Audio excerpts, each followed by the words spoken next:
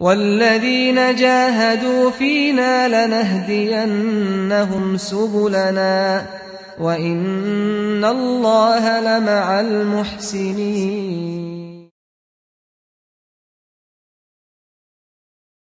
I was 22 when I became Muslim. I was a bit younger than that when I accepted Islam. But I make a distinction between accepting Islam and actually becoming a Muslim. So the first thing I really remember, of course, about Muslims and meeting Muslims was when I went to Egypt. My parents were living there. So those were my first experiences meeting Muslims, going to a Muslim country. It was a very strange experience, I have to say. I mean, the thing that sticks in my mind is that how generally happy people were, even though they didn't really have any reason to be happy. I mean, according to Western standards, the reason to be happy is when you've got a nice car, you've got a nice house, you've got a nice, got a nice girl, right?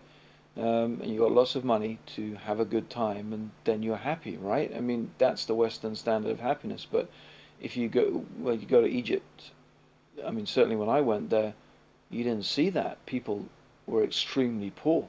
And poverty was the immediate thing you notice was poverty. Yet, in spite of poverty, people seem to be extremely happy. That is a very strange thing to encounter, because it immediately goes against everything that you've been led to expect is the source of happiness. Spiritually, I had been on a sort of search, a spiritual search, since I was 14 or 15, and questioning the religion that I'd come from, Catholicism, and I'd looked through lots of different religions, and had actually, probably at that stage, if you're talking about 6 months before, come up against what I could call a brick wall. I had really reached a stage where I'd begun to think there were no answers, there was no spiritual dimension to the human being, and that maybe happiness really was just about having money, and maybe I just didn't have enough money. And in that process of thinking about making money, I thought, well, the key to happiness surely is going to be that you make the maximum amount of money with the minimum amount of effort, because the purpose of money is only to enable you to enjoy yourself. Money itself can't make you happy. It's the things that you can buy and the things that you can do with the money. And if you're spending all of your time earning the money, then where are you going to enjoy yourself? So I thought, okay, well, where can I start? Let me start by looking at different people in the world, different cultures. Let's look through history, and let's see if there's something there. And in that process of thinking, I was thinking about different nations and different civilizations, and then it suddenly sort of struck me, wait a minute, those Saudi Arabians have been sitting on their camels for I don't know how many hundreds of years, praying to Allah, and they've got all this money. I said, well, that sounds good. Very little effort, lots of money. I said, let me start researching, see what I can find out about this. And I obviously knew their religion was Islam and their book was the Quran. And so I thought to myself, okay, let's start by reading the Quran, see what that has to say, what I can find out there. And that's really how I came upon Islam. And it was actually reading the Quran itself. When I actually started to read this translation of the Quran, it dawned on me as I was reading it, is that this was the very thing that I'd been looking for all that time. Here it was, truth from God, revelation from God. I just said to myself, well, if I have ever read a book that's from God, it's this. But that's how I discovered Islam. But the problem is that when I actually was faced with a challenge, and the real challenge was my girlfriend. That was the real challenge. When my girlfriend found out I had become Muslim, she totally freaked out.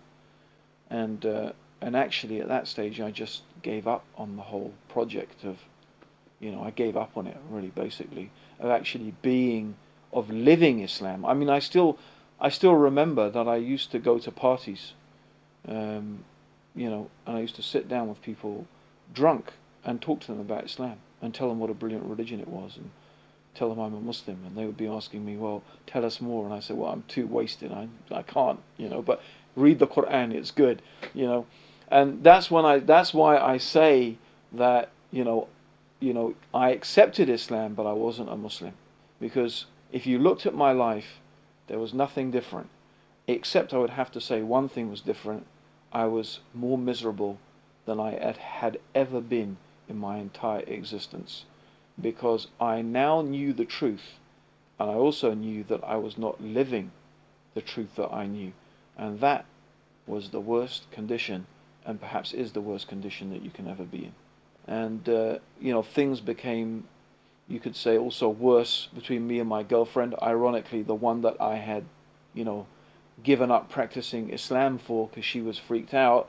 Things became worse between me and her. And I think it was a combination of all of those things just led to a type of situation where literally I just couldn't take it anymore.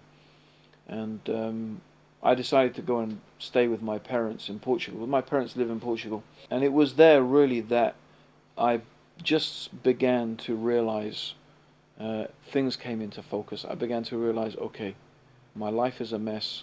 I know why it's a mess. Because I found the truth. I know what the truth is, and I'm not following it. And I just made this dua to Allah. I prayed to God.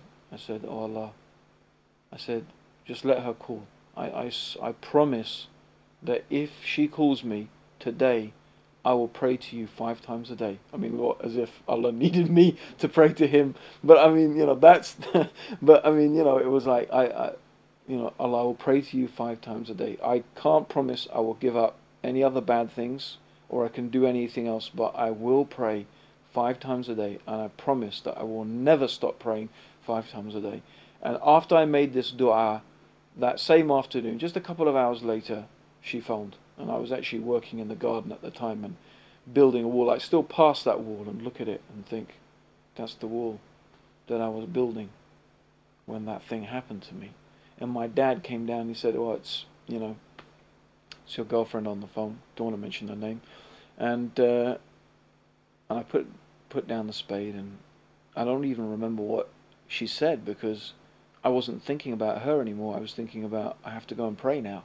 So I just put down the phone and went and took a ghusl, took a bath, and started praying. And that's it.